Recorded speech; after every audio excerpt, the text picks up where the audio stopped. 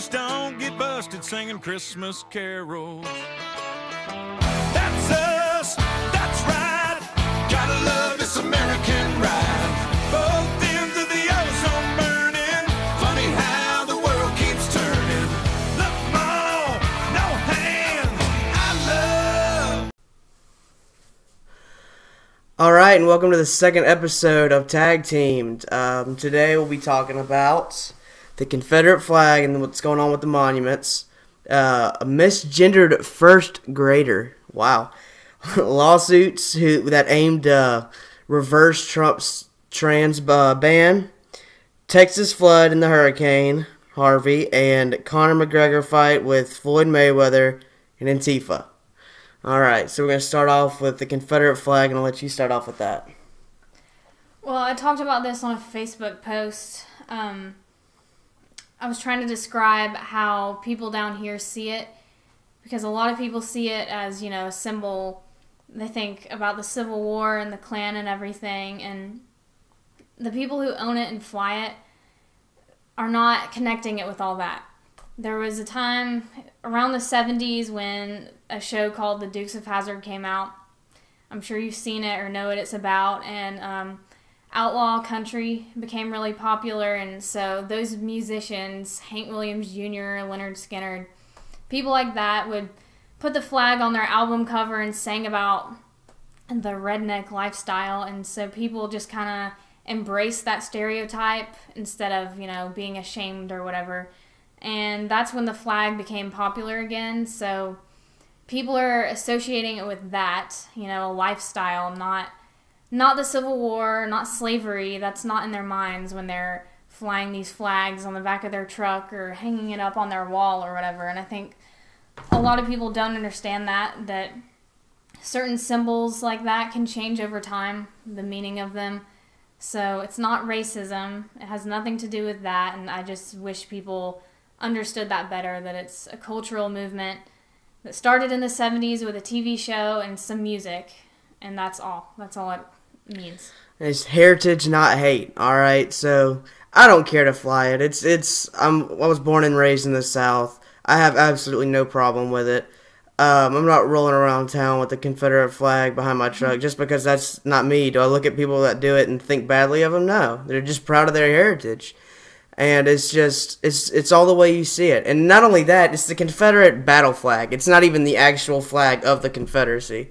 Okay, so quite a few of them.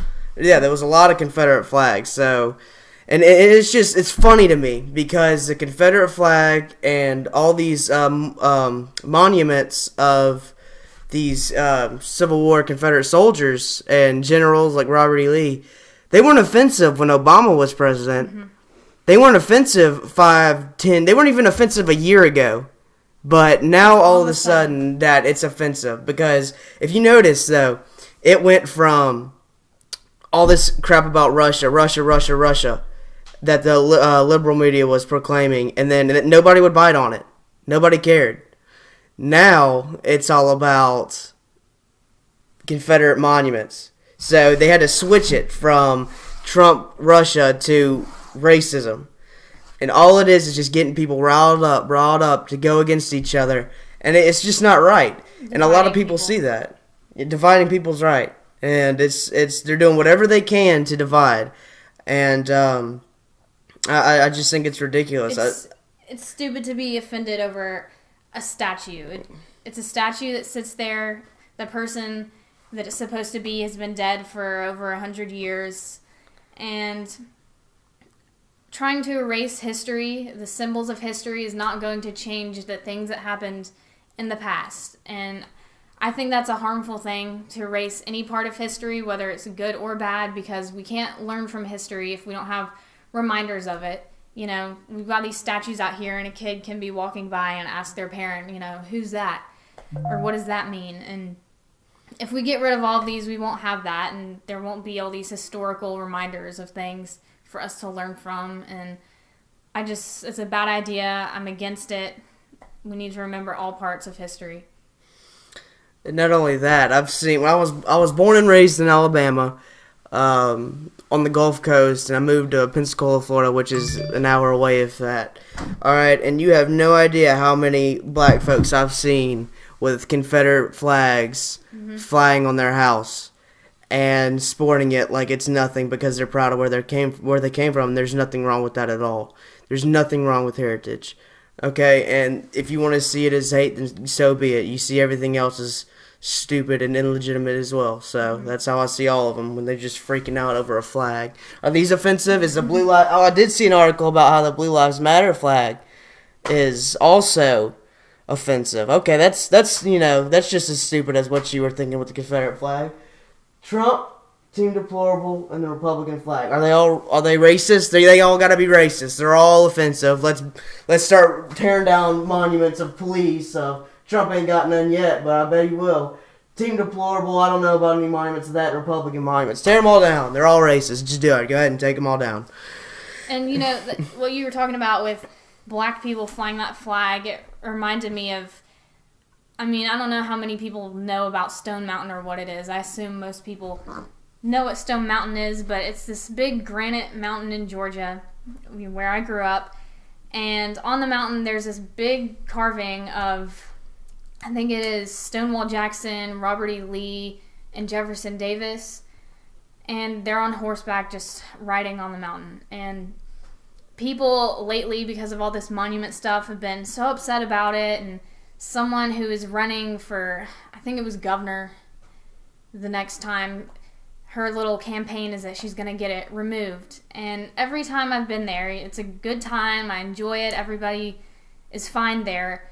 And there's black people there that are having a good time too. They don't care. They go to Stone Mountain and they enjoy all the stuff you can do there despite the carving on the mountain. Nobody cares. Nobody has ever cared when I've been there. So that just reminded me of that. I think that's stupid too. And another thing is we're saying black and not African American. When you say African American, I find that inherently racist because black folks that are born in the United States are not African American. Africans coming to the United States legally can be called African American. All right, calling a black folk that's been raised in America his or her whole life and calling them African American like they're from Africa, I find that racist. I'd rather be called an American. They're no different. Call them American. Just because what's wrong with calling them black? Why is that racist? You call us white, y'all call us crackers, and we don't even freak out about it. So, shut your mouth with it. Well, it's just, why would you call a white person, Irish, Scottish, German, whatever, American? Yeah, it doesn't make any sense. Doesn't make any sense. You can be proud of your heritage, but we're all American. That's the thing the left does. They try to split us all into these little categories and divide everybody up, but at the end of the day, we're all American, regardless of your color, your religion, anything. We're all American. Just doesn't make any sense to me. All right, we're gonna go to misgendered first grader. Now I'll let you explain the story of what happened because this is just too entertaining for me not to laugh while I'm talking about it. Well, I think the whole story was that these first graders a year before their school had a lesson on transgenderism, and the school didn't let the parents know and didn't give them an option to opt out of it. So the kids were pretty much forced to go sit through this stupid lesson about, gender pronouns and all that stupid stuff that is just, a first grader can barely do basic math. Okay, they're in first grade. They're 6 or 7 years old. Why are we teaching them about transgenders? How can they can't understand that, okay? When I was in first grade, the concept of gay was not even a thing in my mind, okay? So for a first grader to have to understand what a transgender is, I guess it's understandable in this day and age, but I think that's stupid, and the parents should have been told and had the option to not bring their kid to school that day. But anyway, so after this lesson in kindergarten, I guess it was the next year, and this happened just recently, this little girl was on the playground, and there was this boy who switched to be a girl. And he's a first grader, and they had like a gender reveal party for him. And she called him by his name, what it was before he switched, and he went and told some teacher, And so she had to go to the principal's office, and the parents were really furious about this. I guess they didn't know that they'd had that lesson the year before. And so they were really upset about that. And I understand. I would be very upset about that too. A first grader transitioning is stupid to me. In first grade, you can't make that decision. You don't know. You don't understand. You haven't even hit puberty. And you don't know the difference between a pee-pee and a pooty-poo. There ain't nothing like that. You ain't thinking about that in first grade. Think about candy, crayons, playing on the playground. That's too much of a complicated concept for a first grader. It's like we're making all of our younger generation already mentally disabled, mental disorders Teaching before that they're that's even normal when it's 18. It's a mental illness. I'm sorry. It is a mental illness. I don't care what you think. It's a mental illness. And they're trying to normalize that to kids who are 6 and 7 who, they're not going to know any better. They don't have the logic to think about, the common sense behind it of that's not normal. So I just don't think that's right. And I think at least if they're going to do that, at least give the parents a heads up and the option to not take their kid to school that day or do something else during that time. That's not right. So just know, if you think you're a girl and you're actually a boy, you have a mental disorder known as gender dysphoria disorder. Congratulations, let's all praise a mental disorder instead of actually solving the issue. I don't care what you want to do. If you want to be a boy and like boys, that's fine. Want to be a girl and like girls, that's fine. Want to be in like boys and girls, whatever you want to do, I don't care. But once you start saying you're a demi, fox, queer, boykin, pansexual, whatever the book is on it now, it's like 80 billion of them now. Hashtag 76 genders. Yes, hashtag 76 genders. Okay, no, that means you're just looking for attention. There's something wrong in here to where you need to tell everybody, oh, I haven't gotten any attention lately. I need to tell them I'm a girl now, or I'm a demi, queer, fox, boy, whatever the long list is. I don't know it because I really don't care because I don't read on fiction books. It's just stupid, alright? So let me just make it like that. Look, if you think that you can be gay, you can be lesbian, you can be whatever you want, but if you are a boy, you are a boy. If you are a girl, you are a girl. Now there's a very, very small percentage of people who are born both ways, hermaphrodites, but that's also not normal. As in, like, that's not human. It's a birth defect. Okay, so you got to think about it. Like, okay, so if that's how it is, then that's how it is. And if you don't agree with it, then I'm sorry that you don't agree with facts. It's not that hard to get in your head. At the end of the day, nobody can change their biological gender. Your biology is still the same. The chromosomes haven't changed. You can have whatever surgery you want. You're still a girl or a boy.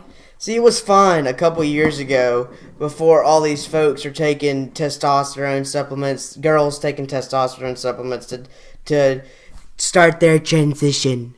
Well, are you serious? A transition?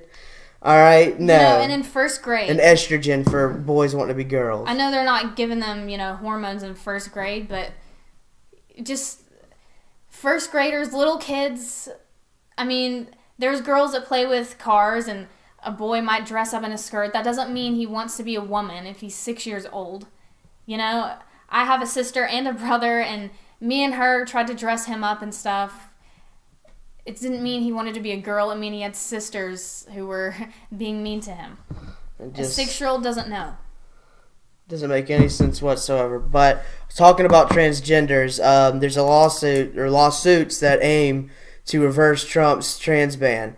This is specifically why I have no problem with him banning trans. Because if they're mentally unstable not to know what they are, or what if they're trying to transit, whatever they're trying to do. You got the surgeries that cost money, you got all that. I'm not worried about that. My worry is about mental instability in a combat setting. Mm-hmm. Now, I was never in the military. I tried. Didn't work out. I tried to join the Air Force. But what the problem is with it is, if you can't think straight, how are you supposed to act straight on the combat field? Yeah. On the battlefield. You're on a team of people, and you're supposed to watch out for each other's lives. They depend on you, and you depend on them. You have to be able to trust all those people.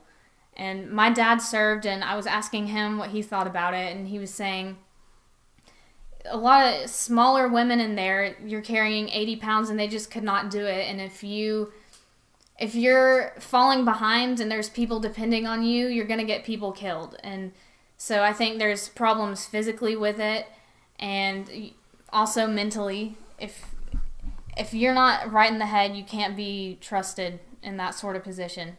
And you have all these people that are out of the military now that are transgender, and they're all upset about it and whatnot. I'm not talking about transgender folks that were in the military during the Obama era. I'm talking about folks that are out of the military and decided to do transgender transitions, whatever. That is a very, very, very small margin. And you have so many military folks that I've talked to that are completely against it because it is not mental stability in a combat setting. Yeah. And that's all I really got to say about that. But we're going to talk about the Hurricane Harvey and the Texas floods going on right now. To all my fans out and followers out in Texas, I am praying for y'all like y'all would not believe. I've been through a flood before that took everything I owned. 6 foot of water inside my house. Trucks were gone. Everything we had vehicle-wise was gone. Literally, family photos, nothing left. So I feel your pain. And anybody that can help out financially or support or whatever you can do, go help them out. It's projected to be 50 inches of rain right now, and the ground is clay, and it can only soak up about an inch. So that's 49 inches of free-flowing water, not to mention if you got a low area that's getting just hammered right now. Mm-hmm. So y'all keep those people in your prayers. We definitely are. The Conor McGregor and Floyd Mayweather fight. She was rooting for Conor. Yeah. I was rooting for Conor until I saw how patriotic and how great of a guy Floyd is. When it comes to Trump and he is just all over it. He's a all lives matter kind of guy, and he's great. So if I'd have known that before the fight, I'd have thought about it differently. But I think Mayweather won fair and square. I really do. But I do give Conor credit because he lasted a long time for, that was his first match. First match with a boxer who never lost. So he did pretty good. And that's 10 rounds, and I was looking at the statistics, and he was doing much better than professional boxers when it comes to time-wise and hits-wise, especially hits-wise, or landed punches. Mm-hmm. So, excuse me. I give him praise for that. Good job, Conor. You got beat fair and square, though, so that crap talking you were doing kind of went down the drain. I think either way, though, regardless of who you were rooting for, it was a good fight to watch. That was fantastic. Lastly, Antifa. Antifa is the most fascist hate group I've ever seen. If you don't agree, guess what? They're coming after you with bats and clubs. Clubs, yeah. They say they're anti-fascist, but Lord, they are just going at it like the fascists did back in World War II. If you don't agree, you're donezo, buddy. And so it's absolutely fascinating how they call Trump the Nazi when they are the ones acting as Nazis. And what was it? It was Joseph Goebbels. I don't know how to pronounce his name, but Goebbels. It was one of I know who you're talking about. It was Trump. Not Trump. Hitler's propaganda. What do they call? He was like the head of the head of propaganda. And the quote he said was, "Accuse the other side of what you are guilty of." What do you see these Nazis, Antifa, doing? Okay, they are everything that if you don't agree with them, you will be bashed. I was looking at it, and there's so many and you don't see it on the media. You have all kinds of races out there supporting Trump, and they're still calling them racist. How in the world can these people be racist? It's just it blows my mind. It baffles me at how stupid some of these people can be. And it's just, I don't know, I'll let you go on. I'll ramble how stupid they are for all night. So. Well, I don't understand their motivation. What are they seeing that, I just can't get into their mindset. What are they seeing that screams Nazi about Trump or any of his supporters, I know that stuff happened at Charlottesville that the rest of the Republican Party does not agree with. But that's a very small amount of people, a very small group, and does not reflect the whole party. So if maybe that's what their motivation is for seeing us all as a bunch of Nazis or him as a Nazi, but they're just putting on clothes and getting weapons and running around beating people up for no reason is how I see it. I don't know what events are taking place or what people are saying for them to be doing this.